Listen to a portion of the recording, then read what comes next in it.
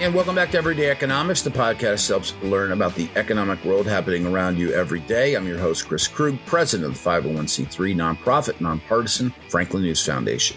Everyday Economics is a production of America's Talking Network. You can check out all of our great podcasts at americastalking.com.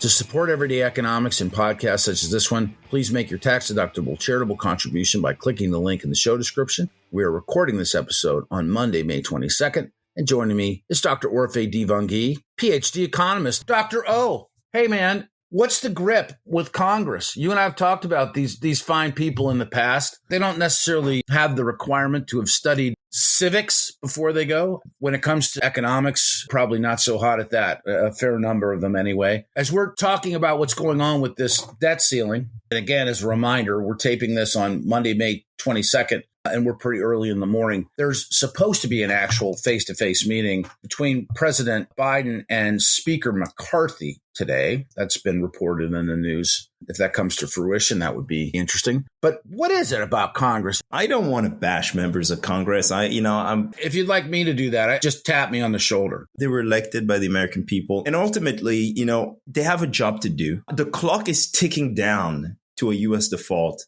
and Congress has the power to stop this nonsense right away. I think Congress needs to understand beyond the negotiations, right? So you have these negotiations, this back and forth going on. Republicans want spending cuts. They want to undo climate change related spending championed by Democrats. They want to impose federal work requirements for Medicaid recipients, among other things, right? Democrats are hard no, and President Biden is basically worried that if he gives in to some of the demands by Republicans, that he's going to be in trouble going into an election year because his party won't be behind him. And I just think that while they're playing politics, they forget that the American people elected them to do a job and that they should be focused on the livelihoods of these American folks that elected them to do the job. Look, it's not in anybody's best interest to see the U.S. economy go into economic turmoil, to go into a situation that could have been completely avoided. And I think that's what they're missing, right? They're missing the point that this is not the time to play these political games, that there is a time to pass a budget and to have these discussions. And it's not now, because default would actually certainly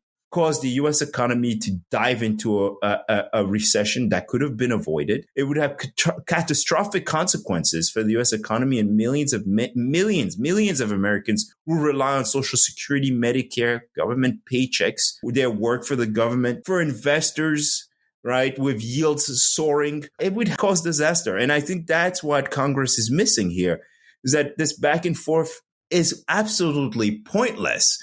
Just raise the debt ceiling already, because ultimately you're going to hurt millions of American lives if you don't. And I think that's what they're missing. They're missing that ultimately they work for the American people, and that the American people want their jobs, want their paychecks. They don't want to suffer. And it would be sad. I think everybody's a loser if the U.S. defaults. And I think that's what they're missing. In this whole conversation, is that everyone loses. Is that you go into a debate and you try to bargain for this item or this other item, but ultimately, what's the end result is everyone's a loser, right? No one wins from this negotiation, and I think that's what's missing in the conversation. Let's bring this back into the moment. So we're talking about raising the debt ceiling, and this would be, basically the United States determining that they are going to allow for more debt to be on their books. That's what this decision is. No. It doesn't mean more debt on the books. The debt is there already. It's stuff we spent already. The debt is there. It's not going away. It just means we need to pay the bills, right? It's like I ranked up my credit card on vacation, and then I decide, hey, I'm not going to pay the credit card bill. The debt is there already. I think that's another thing that a lot of people are missing about this conversation, is that we've already ranked up the credit card. We just haven't paid it off yet. But to pay this off, do we not have to go a little bit deeper in debt? Is that not an issue? No, actually, not raising the debt ceiling is causing the debt to balloon even more, because it's raising interest rates on that debt. So you see, and so that I think I'm glad we're having this conversation on the podcast, because people don't realize that not resolving the debt ceiling issue is actually causing that more debt to accrue on the taxpayer. It's causing the cost of U.S. debt, of federal government debt, to increase.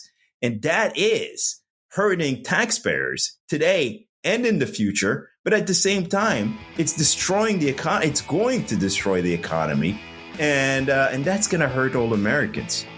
Well, I appreciate you clarifying that issue. It's always fun to talk to somebody who knows what they're talking about. For Orphe Divounguy, this has been Chris Krug. Subscribe to Everyday Economics and dozens of other quality podcasts at americastalking.com.